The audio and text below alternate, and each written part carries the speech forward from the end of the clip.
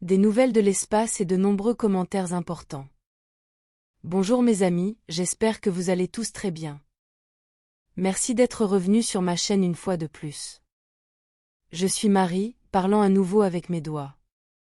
Ces informations peuvent être considérées comme de la science-fiction ou comme le spectateur le voit le mieux, et je les télécharge uniquement à des fins de divertissement. Cependant, je prends ces informations très au sérieux, pour ceux qui ont des yeux pour voir. Bien que nous ayons détecté la présence d'extraterrestres gris et tortants autour de la Terre dès le 6 décembre, et en gardant à l'esprit qu'ils ont déclaré qu'ils n'arriveraient pas avant le 31 décembre 2023.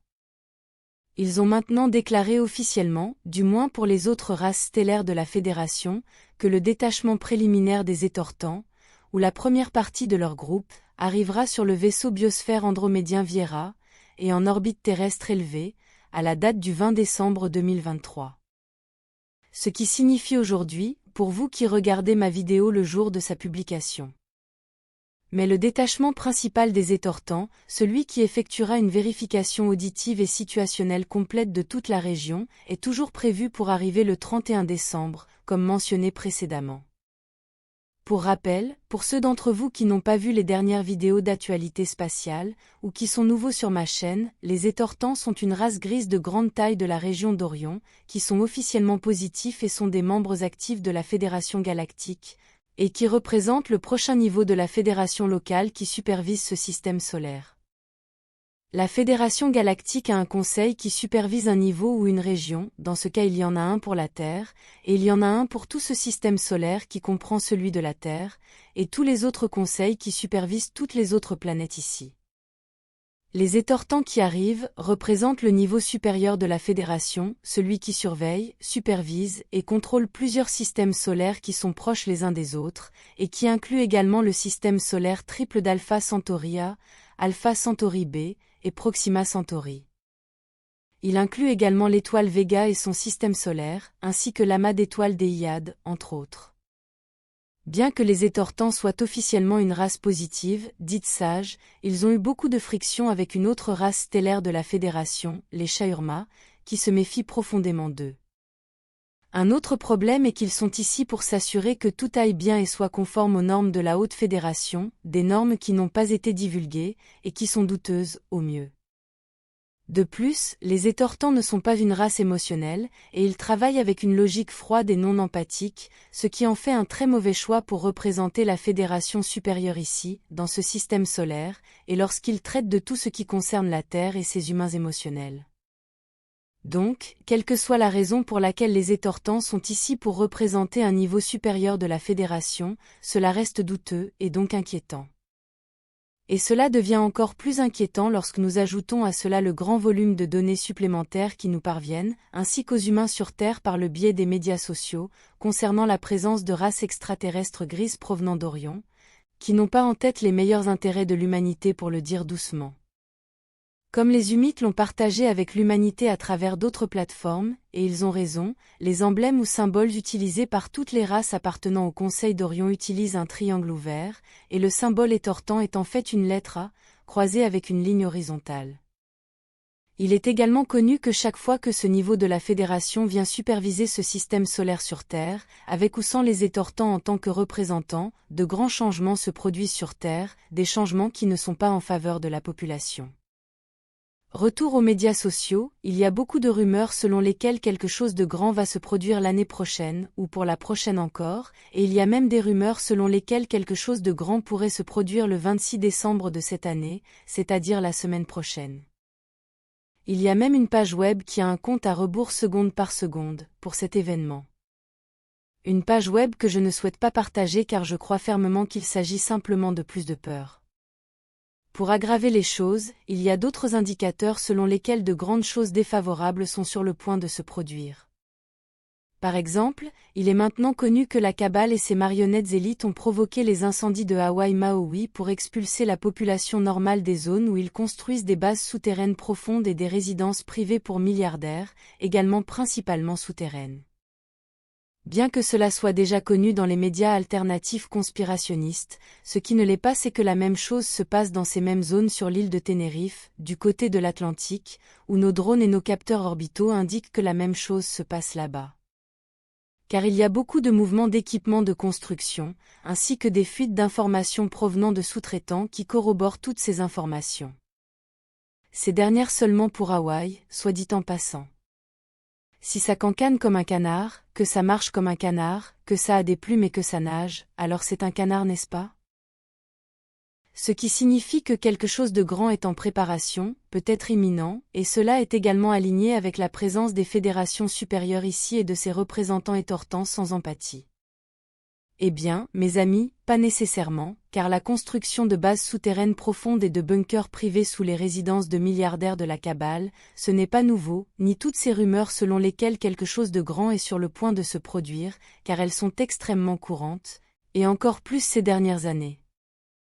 La cabale bouge ses médias de masse pour égarer les gens, tandis que ses agents à 3 lettres plantent des informations partout pour confondre la population, donc tout cela ne peut pas être pris comme une indication claire de presque rien. Ils plantent toutes ces informations précisément pour que les véritables indicateurs ne puissent pas être vus ni détectés, car ils sont enterrés sous plusieurs couches de désinformation et de déchets. Pourtant nous savons que la cabale provoque de forts faux drapeaux et toutes sortes d'événements contre la population générale. Donc, en même temps, vous ne devez pas prendre toutes ces rumeurs selon lesquelles quelque chose d'imminent est sur le point de se produire, si sérieusement. Vous devez également garder les yeux ouverts pour de possibles faux drapeaux. Parce que nous savons tous qu'ils se produisent, mais rarement là où et quand ils ont été prédits, souvenez-vous-en. Profitez de votre vie, soyez positifs et heureux, et ne contribuez pas à manifester des choses laides, car c'est précisément ce que la cabale veut, et c'est votre attention créative. Mais gardez également les yeux ouverts. Maintenant, je dois également aborder les rumeurs qui sont plus proches de mon groupe, ou à propos de mon groupe. Athéna Soarou a répondu à une série de questions lors de sa dernière émission en direct, et une autre série après, où elle a été mise sous pression pour répondre à des questions compliquées, et avec peu de temps entre chacune d'entre elles, et tout cela a conduit à de nombreuses interprétations dangereusement erronées. Les Tégétiens, et donc ce vaisseau spatial Toleka, a toujours été capable de se défendre en cas d'événement, et cela ne signifie pas que nous attendons réellement des hostilités de la part de la Fédération, des étortants ou de tout autre groupe. Regrouper un certain type de questions entraîne des informations et des résultats trompeurs. Même s'ils venaient ici avec des intentions totalement hostiles, les étortants ne sont pas les propriétaires de la Fédération galactique, car elle est composée de plusieurs milliers d'autres civilisations de toute la galaxie, dont la plupart sont clairement très positives et bienveillantes. Ici, j'ai abordé les parties troublantes ou inquiétantes de la Fédération, qui concernent la Terre, et j'ai également exposé la Fédération comme une organisation chaotique, aux intentions floues, peut-être même malveillantes, oui. Mais cela ne peut pas inclure les autres races stellaires qui sont clairement bienveillantes et constituent la grande majorité de ses membres. La Fédération elle-même ne serait pas en mesure de mener des actions hostiles contre l'un de ses membres, tels que les Tégétiens ou les Urma, sans être arrêtée par tous les autres membres bienveillants qui y sont également présents. Lorsqu'Athéna a déclaré que la Fédération ne serait pas autorisée à entrer dans le Toleka, et que les Urma non plus, dans toutes les circonstances, cela ne signifie pas qu'une forme de violence est attendue. Je pense qu'il s'agit d'un cas de mauvaise rédaction, car c'est partie de la conversation, où les réponses à ces questions auraient dû être laissées de côté et non publiées, car elles peuvent causer un grave incident diplomatique avec la Fédération. Car ils ne comprennent tout simplement pas pourquoi les Tégétiens ou les Urma devraient se défendre contre eux. Et ils auraient besoin de demander une explication à tout cela, une demande qui serait logique et nécessaire. Parce que publier cela sans tenir compte des conséquences, et tout cela au nom de la controverse et de la détermination à se battre, ne peut que pousser ses membres bienveillants à se demander ce qui se passe avec nous, car ils nous verraient maintenant comme les instigateurs agressifs, alors que nous ne le sommes pas. Des informations critiques et sensibles comme celles-ci ne peuvent pas être publiées sans tenir compte d'une formulation diplomatique précise et correcte. Il est vrai que nous n'aimons pas suivre des lois et des directives fédérales incertaines ou douteuses, qui n'ont aucun sens, comme la directive première, qui ne s'applique qu'à certains et pas à toutes les races stellaires. Donc oui, la Fédération galactique locale est assez obscure et trompeuse, et cette attitude floue est également ce qui engendre ce genre d'incident diplomatique inutile dont je parle. Donc non, nous n'attendons aucun incident hostile, car les seules choses qui peuvent se produire sont des situations inconfortables, et des frictions diplomatiques en raison des décisions et des réglementations que nous avons prises, nous et les Urma, de ne pas coopérer avec la Fédération et son audit, ou quoi que ce soit réellement. Et ces décisions ont été prises précisément parce que les Tégétiens et les Urma ne sont pas d'accord avec l'obscurité et la permissivité que la Fédération galactique locale a répétée et démontrée avec nous, et avec tout ce qui concerne la planète Terre. Donc, pour nos propres raisons éthiques, leurs représentants ne seront pas autorisés à bord de nos navires groupés, le Toleka et l'Avian 1, mais cela ne signifie pas que nous avons besoin ou devons nous défendre de manière hostile. Nous ne savons pas qui sont ces étortants en tant que personnes, donc nous ne pouvons pas savoir ce qu'ils préparent réellement, et peut-être sont-ils même de bonnes personnes, mais le problème ici est que grâce à l'obscurité de la Fédération, nous ne le savons pas. Donc nous agissons avec prudence et beaucoup de scepticisme envers leurs prétendues intentions bienveillantes. Comme l'histoire nous a appris qu'ils ont tendance à ne pas être dignes de confiance, comme l'ont déclaré les Urma. Maintenant, en ce qui concerne les incidents douteux entre nous et la Fédération, cela fait maintenant pas moins de 4 fois que notre connexion Internet est coupée, et le problème se situe toujours dans les stations de service du Viera, sous contrôle de la Fédération. La dernière fois remonte à quelques jours, nous avons simplement été coupés pendant plusieurs jours, et lorsque nous avons signalé cela aux techniciens du Viera, ils ont mis plus de 24 heures à répondre, nous reconnectant à Internet et déclarant cette fois que le problème était dû à un petit rat qui avait rongé et brisé les câbles. Un petit rat était responsable, leurs propres mots. C'est toujours nous qui perdons la connexion Internet et personne d'autre, sauf les Urma, la dernière fois, qui ont également perdu la connexion, et cela est assez étrange et difficile à croire, car parmi tous les câbles, qui doivent être des milliers, le petit rat a dû choisir celui qui alimente les serveurs tégétiens. Je ne crois pas qu'ils nous disent la vérité, car il est clair pour moi qu'ils veulent nous déranger, peut-être en transmettant le message ambigu qu'ils n'aiment pas que je diffuse ce genre de vidéos et de messages. Ce message ambigu que nous connaissons est assez clair, car à l'évidence, c'est le cas.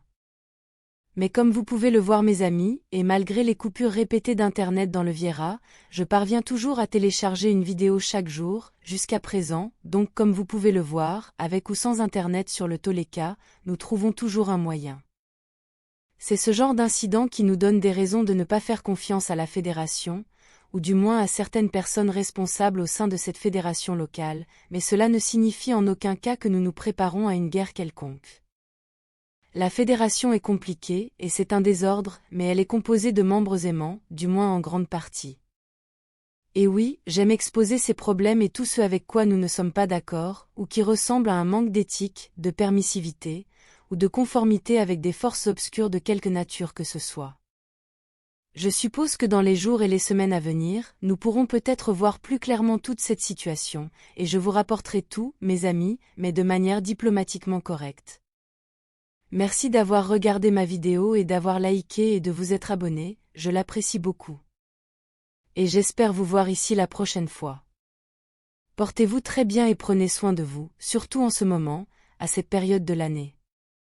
Avec beaucoup d'amour, votre amie Marie Soirou.